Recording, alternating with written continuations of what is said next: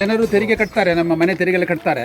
ನೀವು ಪ್ರತಿ ಮನೆಗೆ ಸ್ವಚ್ಛತೆ ತೆರಿಗೆ ಹಾಕಿರಬಹುದು, ಇಲ್ಲರೂ ಹಾಕಬೇಕಾಗ್ತದೆ. ಹಾಕಬೇಕಾಗ್ತದೆ. ಈ ಸ್ವಚ್ಛತಾ ತೆರಿಗೆ ಮತ್ತು ಮನೆ ತೆರಿಗೆ ಹಣ ಉಂಟು. ಈ ಹಣದಲ್ಲಿ ಈ ಕೆಲಸ ನಾವು ಶ್ರಮದಾನದಲ್ಲಿ ಆಗಲಿಕ್ಕಿಲ್ಲ.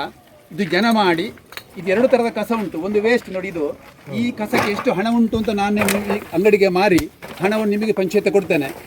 ಇದು ಬಹಳ ಗಂಭೀರವಾದ ವಿಷಯ. ನೋಡಿ, ಇಲ್ಲಿ ಮನೆಯಲ್ಲಿ ಕುಡಿತಾರೆ ಕಾಣ್ತದೆ, ಹೊರಗೆ ತಂದು ಇಡ್ತಾರ ಅಂದರೆ ಇದು ಎಂಥ ಕಥೆ? ಇದು ಎಲ್ಲಿ ಮುಟ್ಟುತ್ತೇವೆ ನಾವು?